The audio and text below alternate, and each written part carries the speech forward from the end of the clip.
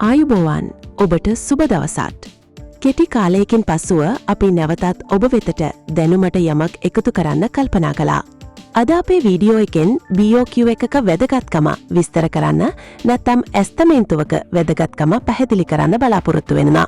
පොලිම් අපි බලමු BOQ එකක් එහෙම නැත්නම් ඇස්තමේන්තුවක් කියන්නේ මොකක්ද කියලා. BOQ කියන එකේ තේරුම තමයි Bill of Quantities.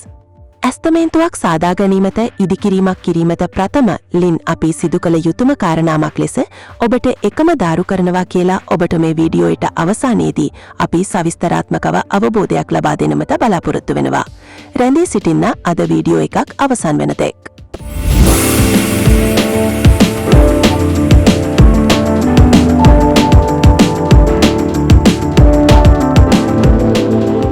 ලංකාවේ ගොඩක් දෙනෙක්ට තියෙන ලොකුම හීනයක් තමයි ගෙයක් හදාගන්න එක. ඔව්. ඒත් ඒ හීනේ වැඩ පටන් ගත්තට පස්සේ ටික කාලෙකින් බියකරු හීනයක් වෙච්ච අවස්ථා කොච්චර තියෙනවද? ඒක ඇත්ත. බජට් එක දෙගුණ වෙනවා, වැඩ නතර වෙනවා, කොන්ට්‍රැක්ට් කාර්යයත් එක්ක ප්‍රශ්න. මේක හරිම සුලභ කතාවක් වෙලා. පොලිම් අපි බලමු BOQ එකක් එහෙම නැත්නම් ඇස්තමේන්තුවක් කියන්නේ මොකක්ද කියලා. BOQ කියන එකේ තේරුම තමයි Bill of Quantities. සරලව ගත්තොත් ප්‍රමාණ එහෙම නැත්නම් quantities සහිත quantities වලට ඉදිරි වූවා ඒවට ඒකක මුදලක් සහිත සවිස්තරාත්මක ලියවිල්ලක් තමයි Bill of Quantities කියලා කියන්නේ. ප්‍රමාණ සමීක්ෂක වෘත්තියෙන්ම ගැටලු निराකරණය කිරීම පිළිබඳව විශේෂ සේවාවක් ලබා දෙන අයවලුන් ලෙස අප ඉදිකිරීම් ක්ෂේත්‍රයේ ඇති නොයෙකුත් ගැටලු निराකරණය කිරීමට මැදි වී සිටිනවා. එහිදී අපට ලබන ප්‍රධානම ගැටලුවක් තමයි ඉදිකිරීමට නිසි ලෙස මුදල් වෙන්ව නොකියා නොතිබීම සහ කරන ලද ඇගයීමට නිසි එකගතාවයක් නොතිබීම. ඉතින් මේ ගැටලු निराකරණයට තියෙන ප්‍රධානම විසඳුමක් තමයි ඉදිකිරීම සිදු කිරීමට ප්‍රථමව නිසි සැලසුමකට ඇස්තමේන්තුවක් සාදා ගැනීම.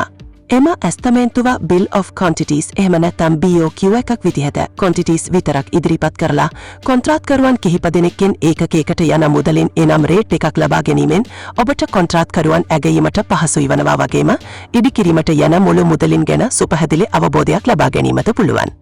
එම BOQ එක එහෙම නැත්නම් කොන්ත්‍රාත්කරුවන් විසින්ම පුරවන ලද මුදල සහිත ලියවිල්ලක් භාවිතයටගෙන ඇස්තමේන්තුව සකසාගෙන ඇස්තමේන්තුවේ භාවිතයටගෙන එමකින් ගිවිසුමක් අත්සන් කළ පසු එම කොන්ත්‍රාත්කරු ඔබගේ ඉදිකිරීම සිදු කිරීමට බැඳී සිටින වාසේම අයිතිකරුද ඔබට නිසි ලෙස ඉදිකිරීමට අවශ්‍ය යන වියදම සහ එකඟ වන මුදල ගෙවීමට බැඳී සිටිනවා. මේ සවිස්තරාත්මක ලෙස තිබීම එනම් එහිදී කොන්ත්‍රාත්කරුවන් කිහිප දෙනෙකුගෙන්ම මිල මුදල්ගෙන නිසි හා හරිම කෙනා තෝරා ගන්නා විදිහ ඔබට අවශ්‍ය නම් ඉදිරි වීඩියෝ එකකදී අපි සවිස්තරාත්මකව පැහැදිලි කරන්න කැමතියි. ඉතින් මේ ආකාරයෙන් නිසි විදිහට කොන්ත්‍රාත්කරුවන් කිහිප දෙනෙකුගෙන්ම මිල ගණන්ගෙන BOQ එක පුරවාගෙන ඔබට පුළුවන් අදාළ කිවිසුමකට එන්න. ඉන් අනතුරුව ඉදිකිරීම පටන් ගැනීමට මහඟු පිටුවහලක් වන වාසේම ඉදිකිරීමේදී ගෙවීම් කිරීමට සහ ගෙවීම් ලබා ගැනීමට එනම් ඇගයීම් කිරීමට අවශ්‍ය පුද්ගලයාට මෙන්ම ඉදිකිරීම කරන කොන්ත්‍රාත්කරුටද පිටුවහලක් වෙනවා. ඒ වගේම අවශ්‍ය නම් ඉදිකිරීම සම්බන්ධ පාර්ශවයකට පුළුවන් ඇස්තමේන්තුව සමගම යන මුද්‍රව්‍යවල ලයිස්තුවක්ද මටීරියල් ෂෙඩියුල් පිළියෙල කරගන්න. ඒ සමහා මුලින් වැඩි වියදමක් දැරීමට ඔබට සිදු වුවත් මුදල් ඉතිරි කර ගැනීමේදී සහ ඉදිකිරීම අවසානයේදී ඔබට ඉදිකිරීම එය විශාල ආයෝජනයක් ලෙස සලකන්න පුරුවන් බව අපට අත්දැකීමෙන් කියන්න පුළුවන්. ඉතින් අද අපේ අරමුණ වෙන්නේ මේ කියන QS සේවාව BOQ එක ඇත්තටම මේ ප්‍රශ්නෙට විසඳුමක්ද? ව්‍යාපෘතියක් කරන්න පුළුවන්ද? මූලික වියදම කොහොම වේද කියන තැන ඉඳලා අවශ්‍ය වෙන හැම ඇණයක් ගානේ හැම සිමෙන්ති කොටයක් ගානේ ප්‍රමාණයන් සහ වියදම් හරිම නිවැරදිව ගණනය කරනවා. ඒ කියන්නේ සම්පූර්ණ අයවැයක්ම හදනවා. ඔව්. හරියට අපි නොදන්න පාරක යන්න කලින් Google Maps දාලා බලනවා වගේ. හොඳ උදාහරණයක්. කොහෙන්ද යන්නේ, කොච්චර වෙලාවක් යයිද, කොච්චර තෙල් යයිද කියලා කලින්ම දැනගන්නවා වගේ වැඩක්. ඒත් මම දැක්ක මේකේ තියෙනවා ඒක නිකම්ම ගණන් හැදිල්ලකට සීමා වෙන්නේ නැහැ කියලා කොන්ත්‍රාත් කළමනාකරණය. අවදානම් හඳුනා ගැනීම දක්වාම යනවා නේද? හරියටම. අර Google Maps එකේ අතරමඟ ට්‍රැෆික් තියෙන තැන්, ඇක්සිඩන්ට් වෙන්න පුළුවන් තැන් පෙන්නනවා වගේ. QS කෙනෙක් කොන්ත්‍රාත්කරු එක්ක ගිවිසුම් ගහද්දී ඒකට ඇතුළත් වෙන්න ඕන දේවල් ගැන උපදෙස් දෙනවා. එක පාරටම බඩු මිල වැඩි වුණොත් මොකද කරන්නේ?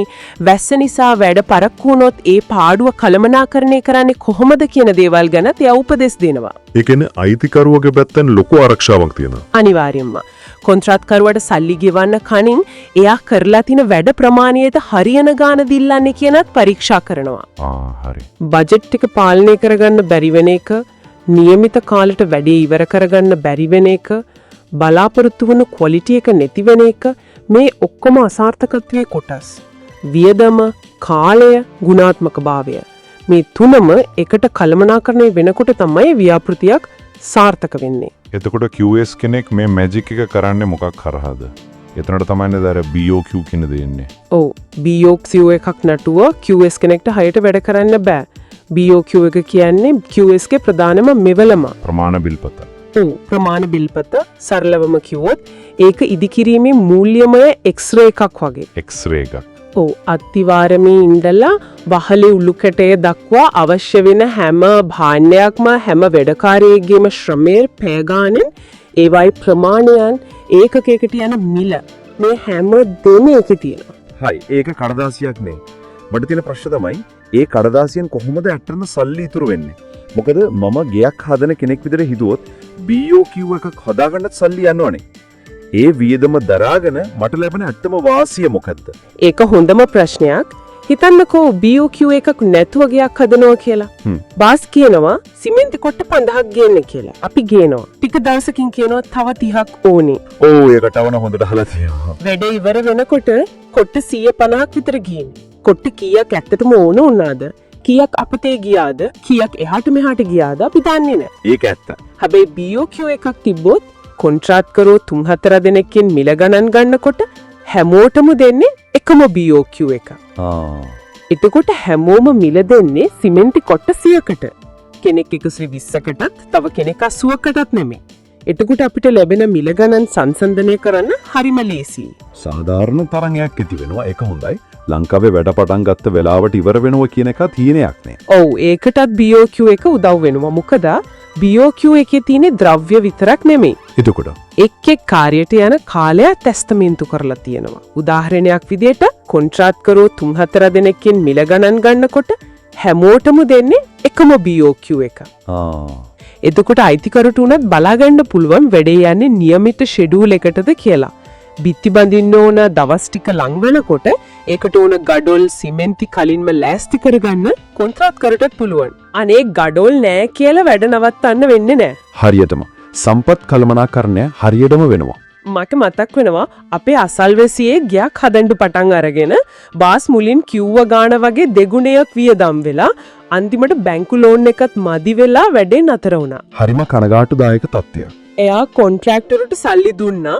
ඒත් වැඩේ කොච්චර වෙලාද ඒ වැඩේට ඒ ගාන හරිද කියලා යාට කිසිම අදහසක් තිබ්බේ නෑ. සමහර විට මේ කියන BOQ එකක් තිබ්බනම් අනිවාර්යයෙන්ම එහෙම වෙන්නේ නෑ. BOQ එක අතේ තියෙනකොට අයිතිකරු දන්නවා මොන වැඩේට කොච්චර මුදලක් වෙන් කරලා තියෙන්නේ කියලා. කොන්ට්‍රැක්ටර් වැඩ ඉවර කරලා සල්ලි ඉල්ලනකොට BOQ එකේ තියෙන වැඩ කොටස ඉවරද ඒකට નિયમિત මුදලද ඉල්ලන්නේ කියලා ඕරම කෙනෙක්ට බලන්න පුරුවා. දෙන්නටම හැංගි හොරා වැඩ කරන්න බෑ. ඒ විශ්වාසය ගොඩනගෙනවා. ඔව්. මේ ඔක්කොම එකතු වුණාම තමයි අර කියන අනවශ්‍ය වියදම් අඩු කරගන්න පුරුවන් වෙන්නේ. මේ කියන ඔක්කොම දේවල් න්‍යායාත්මක වෙනම හොඳයි. ඒත් ලංකාවේ ඇත්තටම මේක වැඩ කරනවද? අපේ රටේ තියෙන ක්‍රමයක මේවා කොච්චර දුරට සාර්ථකද?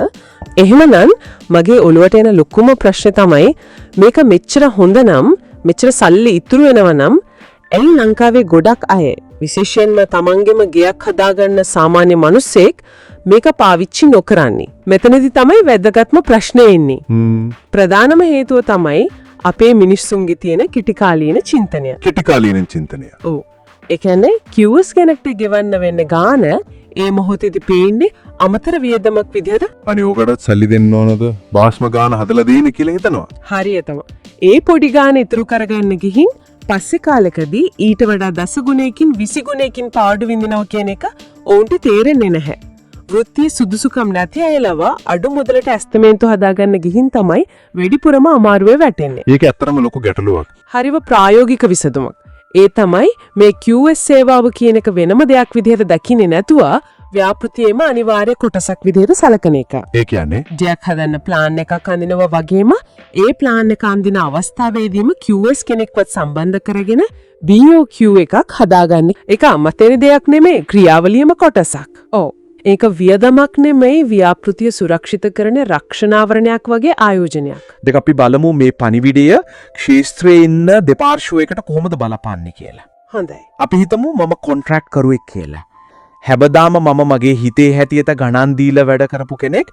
මම ඇයි මේ BOQ කියන කතන්දරයට යන්න ඕනේ? මට ඒකෙන් වෙන වාසිය මොකද්ද? මේ මූලාශ්‍රය කොන්ට්‍රැක්ට් කරුවන්ට දෙන පණිවිඩය හරිම පැහැදිලි. ඒකෙන් කියන්නේ ඔබ නිවැරදි BOQ එකක් එක්ක මිලගන්න ඉදිරිපත් කරනවා නම් ඔබට ව්‍යාපෘතිය දිනාගැනීමේ අවස්ථාව ගොඩක් වැඩි කියලා. ඒ කොහොමද? මොකද අයිතිකරුවෝ දකිනවා මේ මිනිස්සයා වෘත්තිමය විදිහට විනිවිදභාවයකින් වැඩ කරන කෙනෙක් කියලා. අනික BOQ එකක් අතේ තියෙනකොට කොන්ට්‍රැක්ට් කරුවට තමන්ගේ ලාභය හරියටම කළමනාකරණය කරගන්න පුළුවන්. අයියෝ පාඩු වුණානේ කියලා උළුවේ අත ගහ ගන්න වෙන්නේ නැහැ. වෙන්නේ නෑ. මොකද එයා දන්නවා හැමදේටම යන වියදම සහ එයාට ඉතුරු වෙන ගාන. ඒක කොන්ට්‍රැක්ට් කරුගේ පැත්ත. එතකොට අනිත් පැත්තට ඒ කියන්නේ අර හීන මාලිගාව හදාගන්න ඉන්න අයිතිකරුට ක්ලයන්ට් දෙන අවසාන උපදෙස් මොකද්ද? ක්ලයන්ට් දෙන පණිවිඩය ඊටත් වඩා සෘජුයි. මේ ඔබේ ජීවිතයේ ඉතුරුම් ටික වියදම් කරලා හදන ගේ සූදුවක් කරගන්න එපා. හරිම බලවත් වචන ටිකක්. ඔව්. ආරම්භයේදීම සුදුසුකම්ලත් QS කෙනෙක් සම්බන්ධ කරගන්න. ඒකෙන් ඔබට ලක්ෂ ගාණක් ඉතුරු වෙනවා විතරක් නෙමෙයි නිම්මතියට නිදාගන්න පුරුවා. මානසික සැනසීම. ඒක තමයි. ඔබේ මුදල් සුරක්ෂිතයි, ඔබේ ව්‍යාපාරය අතරමඟ නතර වෙන්නේ නැහැ කියන මානසික සැනසීම ලැබෙනවා කියන එකයි. මට හිතෙන්නේ මේක ඉදිකිරීම වලට විතරක් අදාළ දෙයක් නෙමෙයි. ඒක ඇත්ත. ඕනෑම ලොකු ව්‍යාපෘතියකදී අපි මුලින්ම වියදම් කරන්න වෙන වෘත්තීය උපදේශනයට යන පොඩි ගාණ ඉතුරු කරගන්න ගිහින් අන්තිමට කොච්චර ලොකු වලක වැටෙනවද කියන එකට මේක හොඳම උදාහරණයක්. QS සේවාව කියන්නේ වියදමක් නෙමෙයි, ඒක අවදානමේ කළමනාකරණ ආයෝජනයක්. හරියටම අවසාන වශයෙන් අපි හැමෝම තීරණ ගන්නේ ගොඩක් වෙලාවට පේන දේ දිහා බලලා. QS කෙනෙක්ට ගෙවන මුදල ඒ මොහොතේ වියදමක් විදිහට පේනවා. හැබැයි ඒ නොපෙනෙන පැත්ත ගැන හිතන්න. ඒ ක්‍රිටිකාලීන වියදම ඉතුරු කරගන්න ගිහින් ව්‍යාපෘතියක් අතරමඟ නැවතුනාම බජට් එක දෙගුණ වෙලා තවත් ණය වෙන්න උනාම පවුලේ අයත් එක්ක ප්‍රශ්න ඇති වුනාම ඇතිවෙන මානසික පීඩනය. ඒකේ මිල කොච්චරද? ඒක මෙල්ල කරන්න බෑ. ඒක තමයි ආරම්භයේදී කරන කුඩා ආයෝජනය අනාගතයේදී වෙන්න යන ඒ දැවැන්ත මුල්‍යමය සහ මානසික කඩාවැටීමෙන් අපිව බේරගන්නවා කියන කාරණය ගැන මෙනෙහි කරන්න ඉඩ සලසනවා. DOQ ඇස්තමේන්තුවක සාරාංශගත වැදගත්කම. මූල්‍ය පාලනය, cost control, ව්‍යාපෘතිය ආරම්භයේදීම යන වියදම පිළිබඳව නිවැරදි අවබෝධයක් ලැබීම. විනිවිදභාවය, transparency, කොන්ට්‍රාක්ට්කරු සහ අයිතිකරු අතර ඇතිවන සියලුම ගනුදෙනු සහ ඇගයීම් වලට පදනමක් සැපයීම. ගිවිසුම් පදනම, contractual base, ගැටලු සහ අමතර වැඩ variations ඇති වූ විට සාධාරණව නිරාකරණය කර ගැනීමට විශ්වාසනීය ලියවිල්ලක් ලෙස ක්‍රියා කිරීම.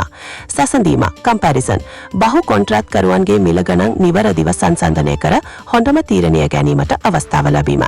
ඉතින් ඔබේ ඉදිකිරීම් ව්‍යාපෘතිය සාර්ථක නියමිත කාර්යයක් සහ නියමිත අයවැය තුළ අවසන් කර ගැනීමට නම් නිවැරදි ඇස්තමේන්තුවක් සහ BOQ එකක් තිබීම අත්‍යවශ්‍යයි. අද වීඩියෝ එකේදී අපි BOQ එකක වැදගත්කම පැහැදිලි කළා. ඊළඟට අපිට පුළුවන් කොන්ට්‍රාක්ට්කරුවන් කීප දෙනෙකුගෙන් මිල ගණන් ගෙන හොඳම කොන්ට්‍රාක්ට්කරු තෝරා ගන්න ආකාරය සවිස්තරාත්මකව පැහැදිලි කරන්න. ඔබේ අදහස් පහතින් කමෙන්ට් කරන්න, අපේ channel එක subscribe කරන්න. අදට ඔබට සුබ දවසක්.